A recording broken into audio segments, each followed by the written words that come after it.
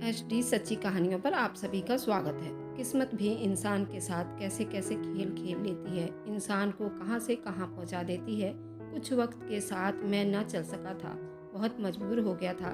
जब नसीब का थप्पड़ पड़ता है तो अच्छे अच्छों के रोंगटे खड़े हो जाते हैं। मैं तो था ही निकम्मा और कमीना, जो बोएगा वही तो काटेगा, सच कहा था किसी ने। इंसान जो कुछ करता है उसका फल उसे दुनिया में ही मिल जाता है। निकम्मे और कमीने आदमियों के आगे उसके किए की सज़ा जरूर मिलती है। वह अपने कर्मों की सज़ा इसी दुनिया में भुगत कर जाता है। मैं उस दिन दबे पाँव दरवाज़ा खोलकर घर में दाखिल हुआ। भगवान की कृपा थी, आंगन में बल्ब जल रहा था।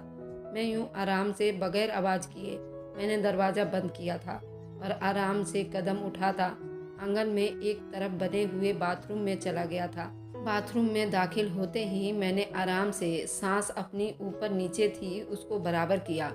अब मुझे कोई डर नहीं था।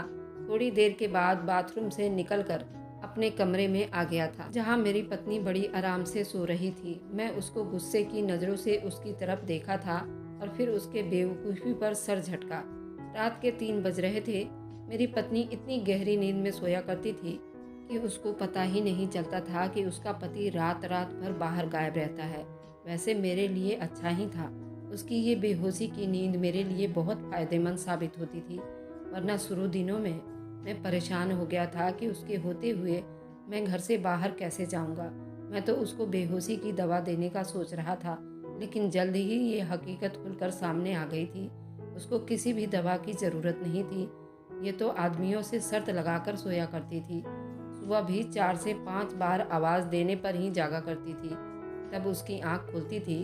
ये तो मुझे अपने माँ बाप का डर था कि मैं उस टाइम घर पर आ जाता था। अगर हम अकेले होते मैं पूरे यकीन से कह सकता था मैं घर से पूरी रात बाहर रहने के बाद भी सुबह आकर उसको जगाता, तब भी उसकी आंख ना खुलती। मैं रात में कहाँ था, मेरी पत्नी को इस बारे में कुछ भी मालूम ना होता। मुझे बहुत सख्त नींद आ रही थी। मैं अपनी जगह पर लेटा और कुछ ही देर में नींद की गहरी वादियों में खो गया था। अगले दिन मेरी आंख थोड़ी रोशनी आने पर खुली थी और मैं बहुत गहरी नींद में सोया था। समझ नहीं आया, ये तो मेरा रोज का काम था और ये तो रोज की कहानी थी। मेरे पापा अपना गुस्सा माँ पर उतारते थे और माँ मेरी पत्नी को अड़े हाथ लेती थी, क्योंकि झगड़े का पूरा कारण सिर्फ मैं ही था।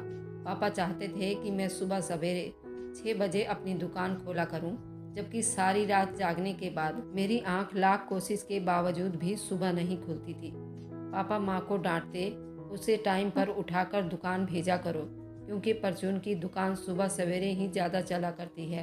पर मेरा तो रोज़ का रूटीन वही था। चोरी से रात को घर से बाहर रहता था और मेरी माँ आगे से मेरी पत्नी पर सारी जिम्मेदारी डाल देती थी और बीच में कभी कभार माँ के गुस्सों की वजह से नींद भी खराब हो जाती थी। माँ उसको कहा करती थी, कितनी बार कहा है कि वक्त से सो जाया करो और टाइम पर सुबह उठ जाया करो। खुद भी तुम दिन चढ़े तक सोती रहती हो और मेरा बेटा कैसे जागेगा। ये तो फिर तुम्हारा काम है कि पति को वक्त पर उठाना, नाश्ता बना कर देना, फिर काम पर भेजना, लेकिन तुम्हें तो कोई फिक्र नहीं है। अब कल से मैं ना देख लूँ कि तुम आधे दिन तक सोई पड़ी हो या उसने जल्दी जाकर दुकान न खोला, मुझसे बुरा कोई नहीं होगा। अभी माँ उसको कुछ कहती, जाकर माँ के गले लग गया और माँ को तसल्ली के साथ बीवी को नाश्ता लगाने को कहा। माँ की डांट सुनते ही सहम सी खड़ी हो गई थी। वह जल्दी से रसोई में भाग गई थी। मैं रोज की तरह माँ से वादा किया कि मैं कल से जल्दी सो जाऊंगा। माँ हर दिन की तरह मेरी बातों में आ गई थी, मगर खुद मुझे दूर दूर तक ऐसा कोई दिन नजर नहीं आ रहा था जिस दिन मैं 6 बजे जाकर अपना दुकान खोलता। खैर मम्मी को बहलाना ही था। मैं कमरे में आया और अपनी पत्नी से कपड़े लेकर नहाने चला गया। फ्रेश होकर बाहर आया तो मेरी पत्नी मेरा नाश्ता चारपाई पर रख चुकी थी और खुद एक तरफ हाथ बांधे नजरें झुकाए खड़ी थी। ये मेरा ही कमाल था, वो मुझसे जुबान लड़ाना तो दूर की बात, मेरी तरफ देखने की हिम्मत भी ना करती थी। मैंने शुरू दिन से ही उसको दबा कर रखा हुआ था और पहले दिन ही अच्छी तरह समझा दिया था कि मेरे सामने जुबान चलाई या ज़्यादा चू चप्पड़ करने की कोशिश की तो मैं तेरे ऊपर हाथ उठाने में ज़्यादा देर नहीं लगाऊंगा। इस बात का असर था। शादी के 6 महीने बीत गए थे। वो मुझसे बात करने में भी डरती थी। मैंने उसे देखते ही दिल में खुद को हिम्मत दी थी, वरना जब जब मैं अपने यारों को देखता था जो अपनी पत्नी के इशारों पर घूमा करते थे, उनको देख देख कर मुझे गुस्सा आता था। मेरी नज़रों में ऐसा इंसान मर्द कहलाने के लायक नहीं होता जिसकी पत्नी ही उसके कंट्रोल में ना हो। खैर, मैंने नाश्ता किया और दुकान जाने के लिए घर से निकल पड़ा। सुबह के 12 बजने वाले थे।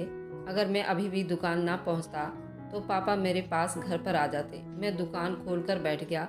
ग्राहक आने शुरू हो गए थे। बस इक्का दुक्का ही लोग। दोपहर की दुकानदारी कम ही होती थी। दुकानदारी का सही टाइम सुबह और शाम को ही होता है, इसलिए पापा भी सुबह दुकान खोलने पर जोर देते थे। मगर अब उनको कैसे बताऊं कि मैं सुबह सवेरे क्यों नहीं जा सकता।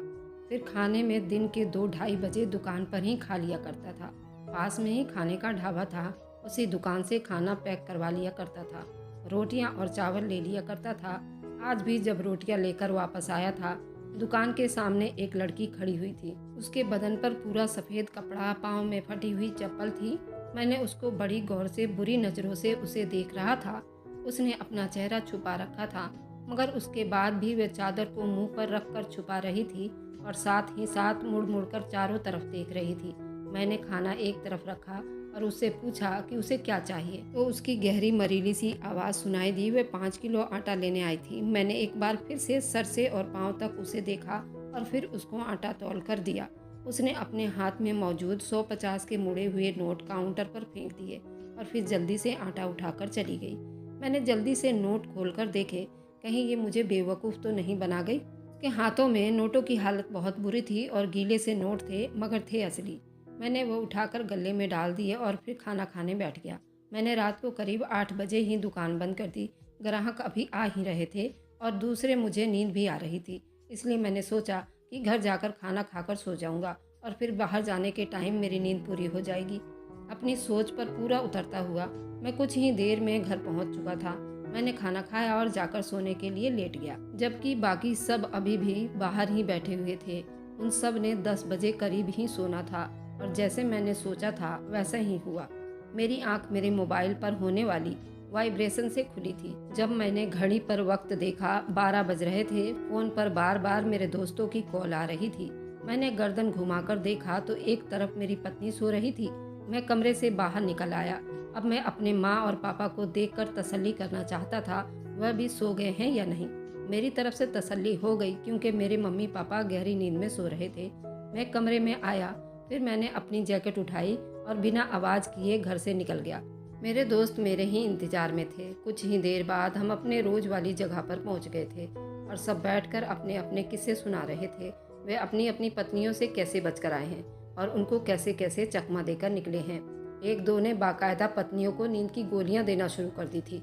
मैं इस सब मामले में गर्दन अकड़ाकर बैठा हुआ था, क्योंकि इन सब के बीच मैं ही अकेला था जिसको ना किसी बहाने की ज़रूरत पड़ती थी और ना ही कोई चकमा देने की। मेरी पत्नी थी वो बेवकूफ़ थी। उसके दिमाग में तो कभी ये भी बात नहीं आई होगी कि उसका पति रात को बाहर रहता है। मैं मज़े से दोस्तों के बीच में बैठा अपनी पत्नी का मजाक उड़ा रहा था और सबको उसकी कम अकल और बेवकूफ़ी के किस्से सुना रहा था। अपनी पत्नी को जाने बगैर यहाँ बैठकर किसको बेवकूफ़ कह रहा था, वह किस तरह समझदार थी और किस कदर अक्लमंद थी, इसका अंदाज़ा मुझे जल्दी ही हो गया था। जब रात 12 बजे तक रात बिताने के बाद मैं रोज़ की तरह सुबह पूजा आराधना से पहले 4 बजे घर पहुंचा तो अब सुनिए मेरी कहानी मेरी जुबानी। मेरा नाम राजू है। मेरी उम्र 32 साल की थी। मेरा संबंध एक बनियों के घर से था। मेरे पापा का अपना कारोबार था, वे कपड़ों की डाई का काम किया करते थे और मेरी माँ हाउसवाइफ थी। माँ पापा की शादी बड़ों की मर्जी से हुई थी। अब तक बड़ी कामयाबी से चल रही थी और खुशी ज़िंदगी बिता रहे थे। मेरी पैदाइश उनकी शादी के 2 साल बाद हुई थी। मेरे आने से उनकी खुशियों को 4 चांद लग गए थे। अब मेरे बलाए लेते थे। देखने में बहुत खूबसूरत था और माँ पापा की पहली औलाद भी था।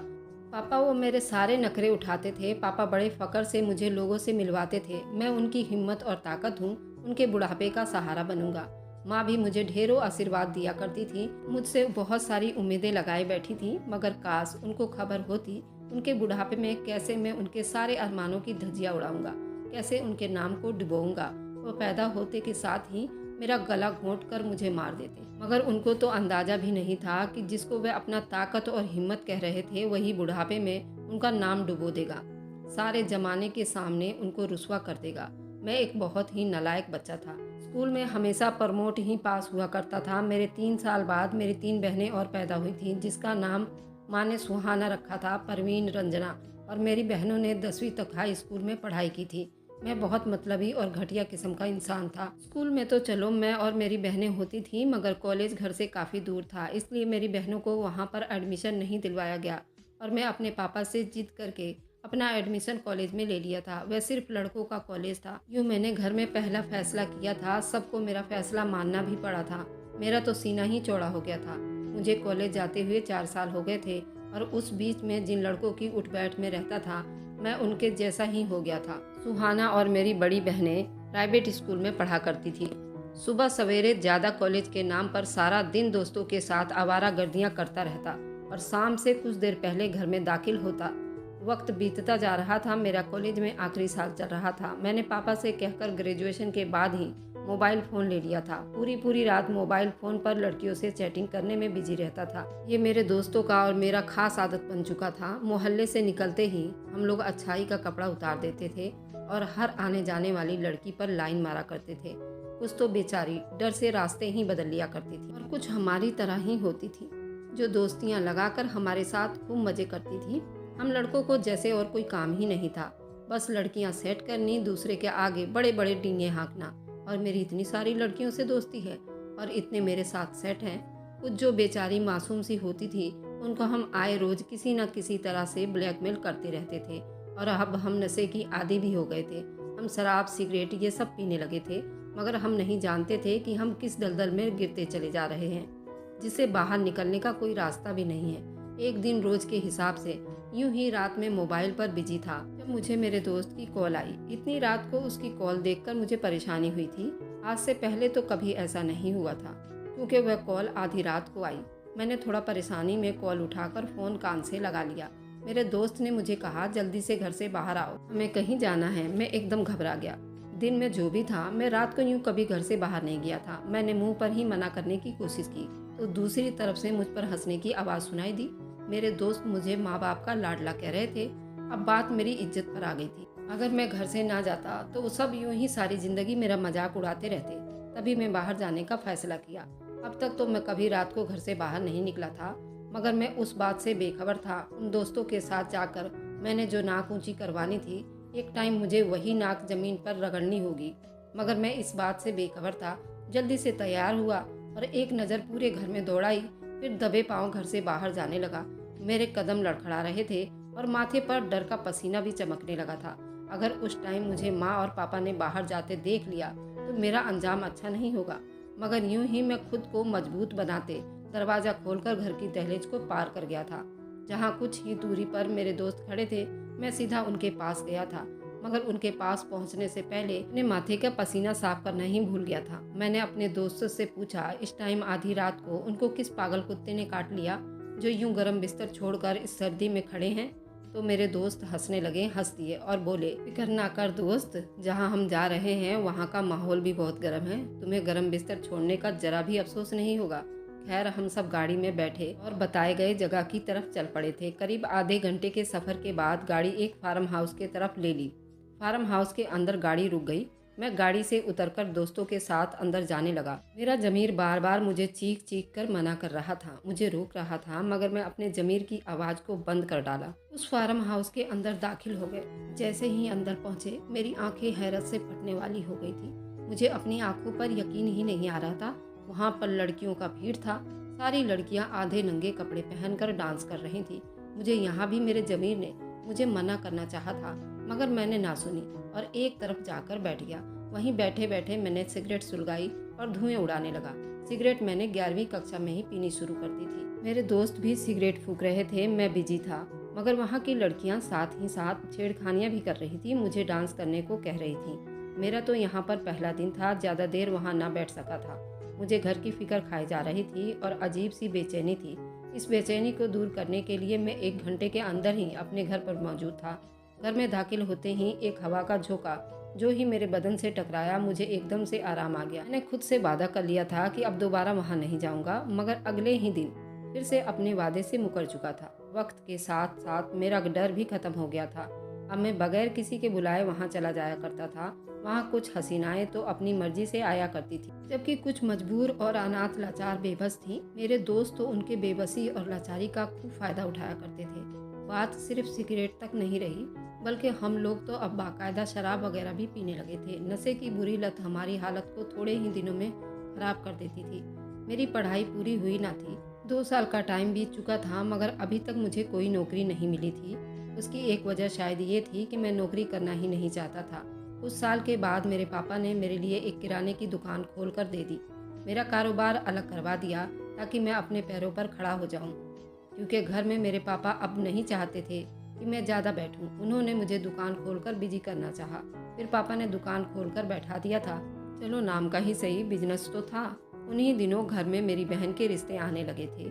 जब माँ ने बहन के मामले में मेरी राय लेनी चाहिए तो मुझे खुद पर बहुत फख्र हुआ। यूँ जल्दी ही एक जगह मेरी बहन की बात पक्की कर दी गई। उसके साथ ही न जाने पापा को क्या सूझी कि उन्होंने मेरा रिश्ता भी एक जगह पर तय कर दिया। मुझे इस बात पर बहुत गुस्सा आ गया था, क्योंकि पापा ने इस बार मेरी कोई राय न ली थी। मैंने बहुत तूफान मचाया था। मैं शादी नहीं करना चाहता था। शादी का मतलब मुझे मेरी आज़ादी का छिन जाना था। ये अंदाज़ा तो मुझे हो गया था। मेरे कुछ दोस्त पक्के जुर्म के गुलाम बन चुके थे। शादी से पहले जो बेफिक्र से हर तरफ आते जाते रहते थे, हर बात में अपनी मर्जी करते थे, अब वही पूरी तरह से अपने पत्नियों के हुक्म के गुलाम बन गए थे। बस इसी वजह से मैं शादी के नाम से भी मुकरता था, मगर पापा के सामने मेरी कोई दाल ना गली। यूँ मेरी बहन के शादी के 1 महीने पहले ही मेरी शादी कर दी गई। 1 हफ्ते तक मेरी रूटीन बहुत डिस्टर्ब हो गई थी, मगर उसके बाद मैं अपनी पत्नी की तरफ से बेफिक्र हो गया था। वह मेरी बात मानने वाली पत्नी थी। उसे सिर्फ एक बार समझाया था कि मुझे फजूल बोलने वाली औरतें बिल्कुल भी पसंद नहीं हैं। मैं उनसे नफरत करता हूँ। मेरे सामने अपना मुंह बंद ही रखना। वह सीधी सादी औरत थी। मेरे डांटने पर समझ गई थी। कोई मेरी शादी के 10 दिन के बाद ही ये बात थी। मेरी पत्नी मायके गई हुई थी। मैं सुबह उठकर हाथ मुंह धोने के बाद मैंने अपनी बहन से कहा कि मुझे नाश्ता कमरे में ला कर दे दो।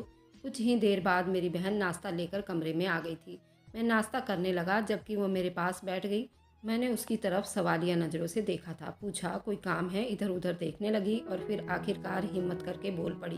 उसकी बात सुनने के बाद एक पल लगा था। मेरा पारा आसमान तक पहुंच गया। मैं उसको चुभती हुई नज़रों से देखने लगा था। मुझे उसकी दिमागी हालत पर शक हुआ था। शादी में 20 दिन रह गए थे और वह शादी करने से मना कर रही थी। मैंने बहुत गुस्से से उसको कहा, तुम्हारा दिमाग तो खराब नहीं हो गया? क्या बकवास कर रही हो? वह रोने लगी और कहने लगी, भैया प्लीज़ पापा को कहो ना, उन लोगों को मना कर दे, मुझे वहाँ शादी नहीं करनी। मैंने अपनी बहन की बात सुनकर मैंने उसके मुंह पर थप्पड़ दे मारा था। और फिर जो शादी 20 दिन के बाद होनी थी वह मैंने 1 हफ्ते के अंदर करवा कर उसको विदा कर दिया था। बहुत रोती रही। उसने मेरी बहुत विनती की, मुझे भगवान के वास्ते दिए, मगर मैं तो अड़ गया था। अपनी बहन की एक ना सुनी। विदाई से पहले उसने मुझे जो बात कही, उसने घर की पूरी छत मेरे सर पर गिरा दी। मैं अपनी तरफ से अपनी राज को सबसे छुपाए बैठा था, मगर मेरी बहन मेरे बारे में सब कुछ जानती थी। उसने मुझसे कहा, भाई तुम जो मेरे साथ कर रहे हो ना, भगवान उसके लिए तुम्हें कभी माफ़ नहीं करेगा। भाभी तुमसे बहुत मोहब्बत करती है, उसको धोखा मत दो और अपनी हरकतों से बाज आ जाओ। जो तुम कर रहे हो वो बहुत गलत है। ये सब सही नहीं है, क्योंकि तुम्हें उन सब की हाय लगेगी। उसकी बात सुनकर एक पल मुझे खुद में शर्मिंदगी महसूस हुई थी, मगर ये सब एक ही पल की थी जो सबके सामने खुलने वाली थी, मगर बिना खुले रह गई। मेरे कैरेक्टर के बारे में मेरी बहन को सब कुछ मालूम हो गया था, मगर अब उसने कौन सा इस घर में रहना था। मैंने उसकी बातों पर कान धरना छोड़ दिया था। मैं शराब और नशे की लत में लगा, अब हर गंदा काम करने लगा था। भगवान ने मुझे जो सही रास्ता दिखाया था, उसके बावजूद भी मैं हर गंदा काम करता था और बाहर मुंह मारता फिरता था, क्योंकि मुझे ये सब चीज़ खाने पीने की लत लग चुकी थी। अब तो मैं अपनी हवस बुझाने के लिए लड़कियों को भी अगवा कर लेते थे, फिर उसके बाद उनको ब्लैकमेल करते रहते। वह मारे डर के किसी को भी कुछ ना बताती, मगर बद्दुआ जरूर देती। भगवान तुम्हारा कभी भला नहीं करेगा। जो हमारे साथ कर रहे हो वह सब भी तुम्हारे साथ होगा। मगर मेरे जैसे राक्षसों पर उनकी शराब का क्या असर कर सकती थी। मगर कहते हैं ना, जब किसी के दिल से आह निकलती है तो सीधा भगवान को भी हिलाकर रख देती है। हमारे पापों के घड़े अब भर चुके थे। अब हमारे हिसाब का वक्त आ गया था। उस रात जब मैं दोस्तों के बीच में बैठा अपनी पत्नी के बुराइयां करने के बाद घर में दाखिल हुआ तो मेरी पत्नी ने मेरा हिसाब लेना चाहा, और वह मेरे इंतजार में अभी तक जाग रही थी।